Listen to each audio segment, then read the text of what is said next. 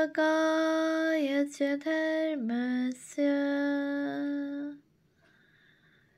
सर्वधर्म स्वरूपिणे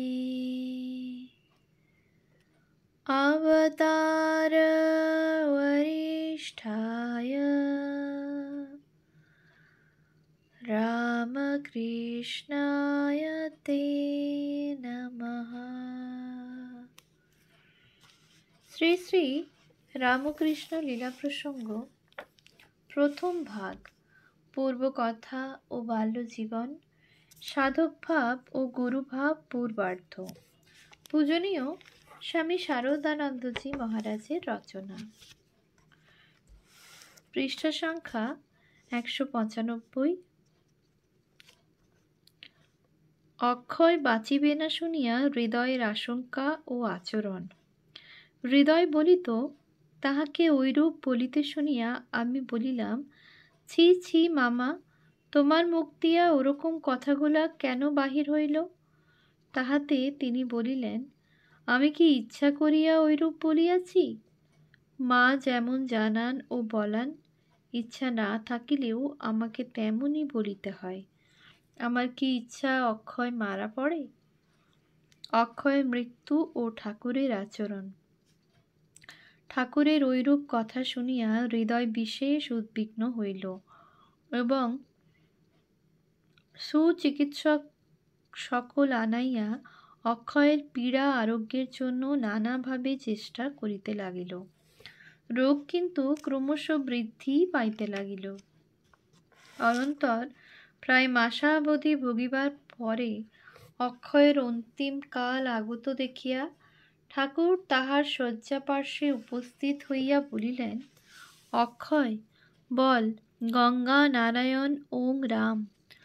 অক্ষয় 1 2 করিয়া 3 বার ওই মন্ত্র আবৃত্তি করিবার পরক্ষণেই তাহার প্রাণবায়ু দেহ হইতে নিষ্ক্রান্ত হইল।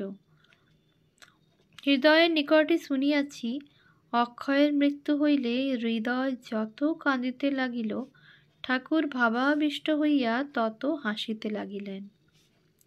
অক্ষয়ের মৃত্যুতে ঠাকুরের মনোকষ্ট। প্রিয় দর্শন পুত্র সদৃশ অক্ষয়ের মৃত্যু উচ্চ ভাবভূমি হইতে দর্শন করিয়া ঠাকুর ঐরূপে হাস্য করিলেও প্রাণে বিষম আঘাত যে অনুভব করেন নাই তাহা নহে। বহুকাল পরে আমাদের নিকট ওই ঘটনার উল্লেখ করিয়া তিনি সময়ে সময়ে বলিয়াছেন যে, ওই সময়ে ভাবাবেশে মৃত্যুটাকে অবস্থান্তর প্রাপ্তিমাত্র বলিয়া দেখিতে পাইলেও ভাব ভঙ্গ হইয়া সাধারণ ভূমিতে অবরোহণ করিবার কালে অক্ষয়ের বিয়োগ তিনি বিশেষ অভাব বোধ করিয়াছিলেন। অক্ষয়ের বিয়োগে তিনি বিশেষ অভাব বোধ করিয়াছিলেন। গুরুভাব পূর্বার্ধ প্রথম অধ্যায়। অক্ষয়ের দেহত্যাগ ওই বাটিতে হইয়াছিল বলিয়া তিনি মথুরবাবুর বৈঠকখানা বাটিতে অতঃপর আর কখনো বাস করিতে পারেন নাই। ঠাকুরের ভ্রাতা রামেশ্বরের পূজকের পদ গ্রহণ। অক্ষয়ের মৃত্যুর পরে ঠাকুরের মধ্যমাগ্রজ শ্রীযুক্ত রামেশ্বর ভট্টাচার্য দক্ষিণেশ্বরে রাধাগোবিন্দজিউর পূজকের পদ গ্রহণ করিয়াছিলেন, কিন্তু সংসারের সর্বপ্রকার তত্ত্বাবধান তাহার উপর ন্যস্ত থাকায় তিনি সকল সময়ে দক্ষিণেশ্বরে থাকিতে পারিতেন না। বিশ্বাসী ব্যক্তির হস্তে ওই কার্যের ভারার্পণপূর্বক মধ্যে মধ্যে কামারপুকুর গ্রামে যাইয়া থাকিতেন। শুনিয়াছি শ্রীরামচন্দ্র চট্টোপাধ্যায় এবং দীননাথ নামক এক ব্যক্তি ওই সময়ে তাহার স্থলাভিষিক্ত হইয়া ওই কর্ম সম্পন্ন করিত। মথুরের সহিত ঠাকুরের রানাঘাটে গমন ও দরিদ্র নারায়ণগণের সেবা। অক্ষয়ের মৃত্যুর স্বল্পকাল পরে শ্রীযুক্ত মথুর ঠাকুরকে সঙ্গে লইয়া নিজ জমিদারি মহলে এবং গুরুগৃহে গমন করিয়াছিলেন। ঠাকুরের মন হইতে অক্ষয়ের বিয়োগজনিত অভাব বোধ প্রশমিত করিবার জন্যই বোধ হয় তিনি এখন ঐরূপ উপায় অবলম্বন করিয়াছিলেন। কারণ পরম ভক্ত মথুর এক পক্ষে যেমন ঠাকুরকে সাক্ষাৎ দেবতাজ্ঞানে সকল বিষয়ে তাহার অনুবর্তী হইয়া চলিতেন, অপরপক্ষে তেমনি আবার তাহাকে সাংসারিক ব্যাপার মাত্রে অনভিজ্ঞ বালকবোধে সর্বতোভাবে নিজ রক্ষণীয় বিবেচনা করিতেন। মথুরের জমিদারি মহল পরিদর্শন করিতে যাইয়া ঠাকুর এক স্থানের পল্লীবাসী স্ত্রী পুরুষগণের দুর্দশা ও অভাব দেখিয়া তাহাদিগের দুঃখে কাতর হন এবং মথুরের দ্বারা নিমন্ত্রণ করিয়া তাহাদিগকে এক মাথা করিয়া তেল, একখানি নূতন কাপড় এবং উদর পরিয়া একদিনের ভোজন দান করাইয়াছিলেন। হৃদয় বলিত, রানাঘাটের সন্নিকটে কলাইঘাট নামক স্থানে পূর্বোক্ত ঘটনা উপস্থিত হইয়াছিল। মথুরবাবু ওই সময়ে ঠাকুরকে সঙ্গে লইয়া নৌকোয় করিয়া চূর্ণীর খালে পরিভ্রমণ করিতেছিলেন। মথুরের নিজ বাটি ও গুরুগৃহ দর্শন। হৃদয়ের নিকট শুনিয়াছি সাতক্ষীরার নিকট সোনাবেড়ে নামক গ্রামে মথুরের পৈতৃক ভিটা ছিল। ওই গ্রামের সন্নিহিত গ্রাম সকল তখন মথুরের জমিদারি ভুক্ত। ঠাকুরকে সঙ্গে লইয়া মথুর এই সময়ে ওই স্থানে গমন করিয়াছিলেন। এখান হইতে মথুরের গুরুগৃহ অধিক দূরবর্তী ছিল না। বিষয় সম্পত্তির বিভাগ লইয়া গুরুবংশীয়দিগের মধ্যে এই কালে বিবাদ চলিতেছিল। সেই বিবাদ মিটাইবার জন্য মথুরকে তাহারা আমন্ত্রণ করিয়াছিলেন। গ্রামের নাম তালামাগ্রো। মথুর তথায় যাইবার কালে ঠাকুর ও হৃদয়কে নিজ হস্তির উপর আরোহণ করাইয়া এবং স্বয়ং শিবিকায় আরোহণ করিয়া গমন করিয়াছিলেন। হৃদয় বলিত, যাইবার কালে পথ বন্ধুর ছিল বলিয়া শ্রীযুক্ত মথুর ঠাকুরকে শিবিকায় আরোহণ করাইয়া স্বয়ং হস্তিপৃষ্ঠে গমন করিয়াছিলেন এবং গ্রামে পৌঁছিবার পরে ঠাকুরের কৌতূহল পরিতৃপ্তির জন্য তাহাকে কখনো কখনো হস্তিপৃষ্ঠে আরোহণ করাইয়াছিলেন। মথুরের গুরুপুত্রগণের সযত্ন পরিচর্যায় কয়েক সপ্তাহ এখানে অতিবাহিত করিয়া ঠাকুর দক্ষিণেশ্বরে পুনরায় ফিরিয়া আসিয়াছিলেন। কলুটলার হরিসভায় ঠাকুরের শ্রী চৈতন্যদেবের আসনাধিকার ও কালনা নবদ্বীপ আদি দর্শন। মথুরের বাটি ও গুরুস্থান দর্শন করিয়া ফিরিবার স্বল্পকাল পরে ঠাকুরকে লইয়া কলিকাতায় কলুটোলা নামক পল্লীতে একটি বিশেষ ঘটনা উপস্থিত হইয়াছিল। পূর্বোক্ত পল্লীবাসী শ্রীযুক্ত কালীনাথ দত্ত বা ধরের বাটিতে তখন হরিসভার অধিবেশন হইত। ঠাকুর তথায় নিমন্ত্রিত হইয়া গমনপূর্বক ভাবাবেশে শ্রী শ্রী মহাপ্রভুর জন্য নির্দিষ্ট আসন গ্রহণ করিয়াছিলেন। ওই ঘটনার বিস্তারিত বিবরণ আমরা পাঠককে অন্যত্র প্রদান করিয়াছি। গুরুভাব উত্তরার্ধ, তৃতীয় অধ্যায়। উহার অনতিকাল পরে ঠাকুরের শ্রী নবদ্বীপধাম দর্শন করিতে অভিলাষ হওয়ায় মথুরবাবু তাহাকে সঙ্গে লইয়া কালনা, নবদ্বীপ প্রভৃতি স্থানে গমন করিয়াছিলেন। কালনায় গমন করিয়া ঠাকুর কি রূপে ভগবান দাস বাবাজি নামক সিদ্ধ ভক্তের সহিত মিলিত হইয়াছিলেন এবং নবদ্বীপে উপস্থিত হইয়া তাহার কি রূপ অদ্ভুত দর্শন উপস্থিত হইয়াছিল, সে সকল কথা আমরা পাঠককে অন্যত্র বলিয়াছি। গুরুভাব উত্তরার্ধ, তৃতীয় অধ্যায়। সম্ভবত সন 1277 সালে ঠাকুর ওই সকল পুণ্যস্থান দর্শনে গমন করিয়াছিলেন।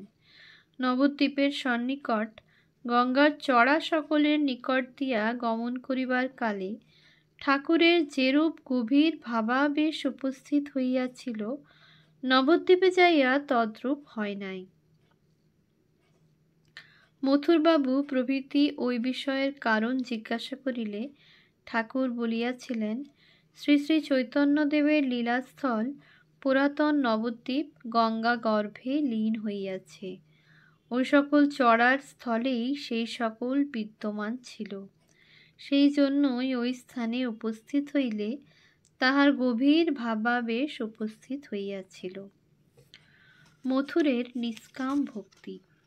একাদিক্রমে 14 বৎসর ঠাকুরের সেবায় সর্বান্তঃকরণে নিযুক্ত থাকিয়া মথুরবাবুর মন এখন কতদূর নিষ্কামভাবে উপনীত হইয়াছিল, তদ্বিষয়ে দৃষ্টান্তস্বরূপে হৃদয় আমাদিগকে একটি ঘটনা বলিয়াছিল।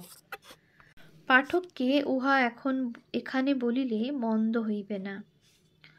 ওই বিষয়ে দৃষ্টান্ত। এক সময়ে মথুরবাবুর শরীরে সন্ধিস্থল বিশেষে স্ফোটক হইয়া শয্যাগত হইয়াছিলেন। ঠাকুরকে দেখিবার জন্য ওই সময়ে তাহার আগ্রহাতিশয় দেখিয়া হৃদয় ওই কথা ঠাকুরকে নিবেদন করিল। ঠাকুর শুনিয়া বলিলেন, আমি যাইয়া কি করিব? তাহার ফোঁড়া আরাম করিয়া দিবার আমার কি শক্তি আছে? ঠাকুর যাইলেন না দেখিয়া মথুর লোক পাঠাইয়া বারংবার কাতর প্রার্থনা জানাইতে লাগিলেন। তাহার ঐরূপ ব্যাকুলতায় ঠাকুরকে অগত্যা যাইতে হইল। ঠাকুর উপস্থিত হইলে মথুরের আনন্দের অবধি রহিল না। তিনি অনেক কষ্টে উঠিয়া তাকিয়া ঠেস দিয়া বসিলেন এবং বলিলেন, বাবা, একটু পায়ের ধুলা দাও। ঠাকুর বলিলেন, আমার পায়ের ধুলা লইয়া কি হইবে? উহাতে তোমার ফোঁড়া কি আরোগ্য হইবে? মথুর তাহাতে বলিলেন, বাবা, আমি কি এমনি তোমার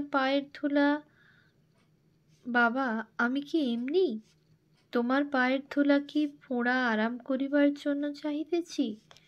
তাহার জন্য তো ডাক্তার আছে। আমি ভবসাগর পার হইবার জন্য তোমার শ্রীচরণের ধুলা চাহিতেছি। ওই কথা শুনিবা মাত্র ঠাকুর ভাবাবিষ্ট হইলেন। মথুর ওই অবকাশে তাহার চরণে মস্তক স্থাপনপূর্বক আপনাকে কৃতার্থ জ্ঞান করিলেন। তাহার দু নয়নে আনন্দাশ্রু নির্গত হইতে লাগিল। ঠাকুরের সহিত মথুরের গভীর প্রেম সম্বন্ধ। মথুরবাবু ঠাকুরকে এখন কতদূর ভক্তি বিশ্বাস করিতেন, তদ্বিষয়ে নানা কথা আমরা ঠাকুরের এবং হৃদয়ের নিকটে শুনিয়াছি। এক কথায় বলিতে হইলে তিনি তাহাকে ইহকাল পরকালের সম্বল ও গতি বলিয়া দৃঢ় ধারণা করিয়াছিলেন। অন্যপক্ষে ঠাকুরের কৃপাও তাহার প্রতি তেমনই অসীম ছিল। স্বাধীনচেতা ঠাকুর মথুরের কোনো কোনো কার্যে সময়ে সময়ে বিরক্ত হইলেও ওই ভাব ভুলিয়া তখনই আবার তাহার সকল অনুরোধ রক্ষাপূর্বক তাহার ঐহিক ও পারত্রিক কল্যাণের জন্য চেষ্টা করিতেন। ঠাকুর ও মথুরের সম্বন্ধ যে কত গভীর প্রেমপূর্ণ ও অবিচ্ছেদ্য ছিল, তাহা নিম্নলিখিত ঘটনায় বুঝিতে পারা যায়। ওই বিষয়ে দৃষ্টান্ত। একদিন ঠাকুর ভাবাবিষ্ট হইয়া মথুরকে বলিলেন, মথুর, তুমি যতদিন জীবিত থাকিবে আমি ততদিন এখানে দক্ষিণেশ্বরে থাকিব। মথুর শুনিয়া আতঙ্কে শিহরিয়া উঠিলেন, কারণ তিনি জানিতেন সাক্ষাৎ জগদম্বাই ঠাকুরের শরীর অবলম্বনে তাহাকে ও তাহার পরিবারবর্গকে সর্বদা রক্ষা করিতেছেন। সুতরাং ঠাকুরের ঐরূপ কথা শুনিয়া বুঝিলেন তাহার অবর্তমানে ঠাকুর তাহার পরিবারবর্গকে ত্যাগ করিয়া যাইবেন। অনন্তর তিনি দীনভাবে ঠাকুরকে বলিলেন, সে কি বাবা, আমার পত্নী ও পুত্র দ্বারকানাথও যে তোমাকে বিশেষ ভক্তি করে। মথুরকে কাতর দেখিয়া ঠাকুর বলিলেন, আচ্ছা, তোমার পত্নী ও দোয়ারি যতদিন থাকিবে আমি ততদিন থাকিব। ঘটনাও বাস্তবিক ঐরূপ হইয়াছিল। শ্রীমতী জগদম্বা দাসী ও দ্বারকানাথের দেহাবসানের অনতিকাল পরে ঠাকুর চিরকালের নিমিত্ত দক্ষিণেশ্বর পরিত্যাগ করিয়াছিলেন। শ্রীমতী জগদম্বা দাসী 1881 খ্রিস্টাব্দে মৃত্যুমুখে পতিত হইয়াছিলেন। উহার পরে কিঞ্চিত অধিক 3 বৎসর মাত্র ঠাকুর দক্ষিণেশ্বরে অবস্থান করিয়াছিলেন। Jagadamba died on or about 1st January 1881. Intestate living defendant Trailaksha, then the only son of Mathura, her surviving, quoted from plaintiff's statement in High Court, suit no. 203 of 1889. Om Shanti Shanti Shantihi. Harihi Om Tat Sat. Sri Ramakrishna Arpanamastu.